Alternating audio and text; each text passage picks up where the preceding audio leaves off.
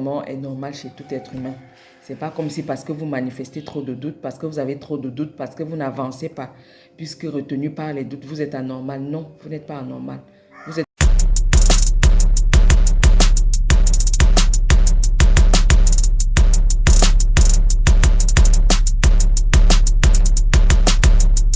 Le doute, le plus souvent, contrôle notre existence, vient bafouer nos choix et ceci, n'est-ce pas, nous empêche d'avancer. Ça nous fait rester sur place. Et dans cette vidéo aujourd'hui, je vais partager avec vous quelques éléments qui vont vous permettre de vous débarrasser des doutes, d'accord, de vous sortir de l'emprise du doute parce que oui, en tant qu'être humain, nous avons tous des doutes, ok? Mais à côté, il faudrait trouver un juste milieu pour que ce doute ne devienne pas une sorte de barrière qui nous empêche d'aller vers le prochain niveau ou encore qui nous empêche de saisir les opportunités qui pourront se présenter à nous. Bonjour à tout le monde, j'espère que vous allez bien. Pour ceux-là qui ne me connaissent pas, je suis Madame Natacha Koladjamomo, je suis coach de vie, je suis activatrice de destinée et je vous révèle quelle est votre identité. Je vous aide, n'est-ce pas, à bâtir une nouvelle identité. Vous ici est mis pour toutes ces personnes-là qui ont subi des traumatismes dans le passé et qui aujourd'hui ne parviennent plus à se déployer parce que sont retenues par les chaînes du passé. Je vous aide, n'est-ce pas, à partir de la méthode TPE à rebâtir une nouvelle identité afin de vous déployer paisiblement dans votre couloir de vie, dans votre mission de vie, afin de vous aider à accomplir votre but principal, n'est-ce pas, pour permettre à cette destinée glorieuse d'être mise en avant. Alors, comme je disais tantôt dans mon introduction, nous allons parler aujourd'hui du doute, de nos doutes. Le doute, n'est-ce pas, n'est pas un partenaire avec qui vous devez cheminer constamment. Parce que le doute, en quelque sorte, viendra se positionner comme étant une barrière sur votre chemin. Et dans notre parcours, nous n'avons pas besoin de douter lorsque les meilleures opportunités de notre vie se présentent à nous. Mais à côté, nous pouvons prendre le doute sous un nouvel angle afin de le transformer en notre allié. D'accord? Vous pouvez prendre le doute sous un nouvel angle afin qu'il soit désormais votre allié pour vous permettre, n'est-ce pas, d'avancer paisiblement. Eh bien, le premier élément que j'aimerais, n'est-ce pas, vous inviter à explorer, c'est de comprendre que le doute est humain. Le doute vraiment est normal chez tout être humain. C'est pas comme si parce que vous manifestez trop de doutes, parce que vous avez trop de doutes, parce que vous n'avancez pas, puisque retenu par les doutes, vous êtes anormal. Non, vous n'êtes pas anormal. Vous êtes tout à fait normal. C'est normal de douter en tant qu'être humain. Maintenant, à côté, il ne faudrait pas penser que parce que vous doutez beaucoup, vous êtes anormal, vous avez un problème. Il n'y a pas de problème, c'est tout à fait normal. C'est le premier élément que j'aimerais que vous reteniez ici. Le second élément, c'est je vais vous inviter, n'est-ce pas, à écrire. Écoutez la voix de ces doutes. Écrivez. Pourquoi est-ce que vous doutez? Qu'est-ce qui vous pousse à douter? Mettez noir sur blanc, n'est-ce pas, sur du papier. Le but, en fait, la raison pour laquelle, le but de ce doute, pourquoi est-ce que ce doute est là? Écrivez.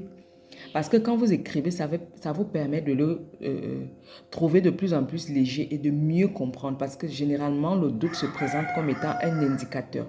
C'est juste un indicateur pour vous faire comprendre qu'il y a anguille sur roche. Alors n'avancez pas en pilote automatique.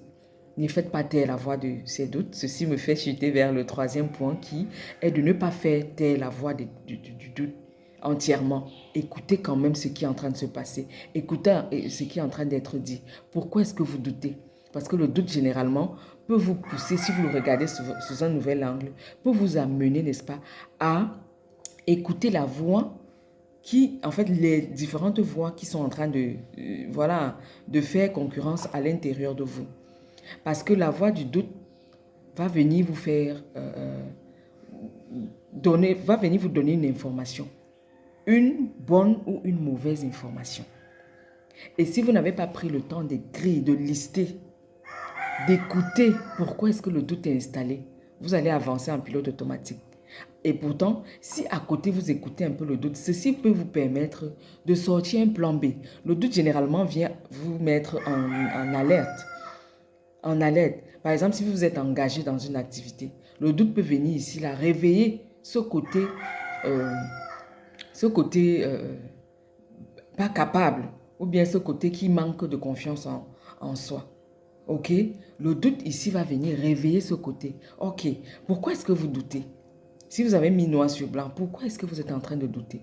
Le doute, n'est-ce pas? Si vous avez mis noir sur blanc, le doute ici peut venir tout simplement vous indiquer que, attention, n'avance pas à tête, voilà, en pilote automatique, en mode pilote automatique. Fais attention, tu peux plutôt, au lieu d'avancer, ok, si tu t'engages dans cette activité, si tu t'engages dans cette relation, si tu t'engages dans X ou Y, indépendamment du domaine, tu peux, n'est-ce pas, sortir un plan B.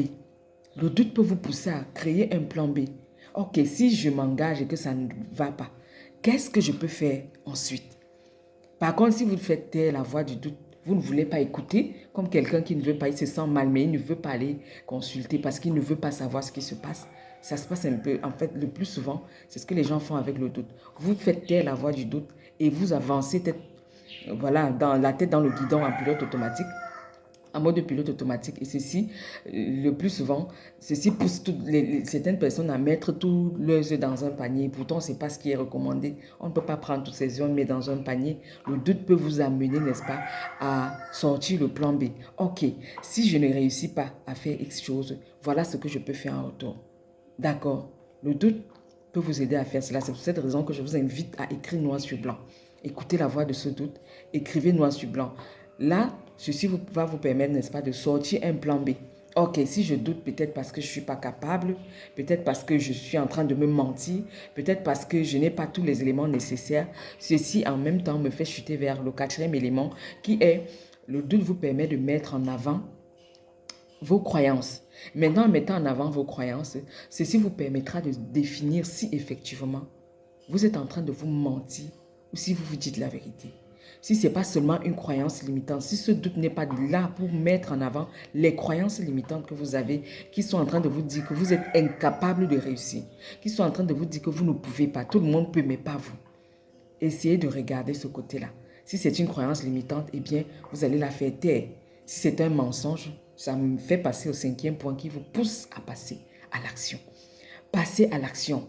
Passez à l'action pour avoir la certitude qu'effectivement, cela n'était qu'une croyance limitative qui vous empêchait, n'est-ce pas, de vous déployer et que vous pouvez faire mieux. Passez à l'action.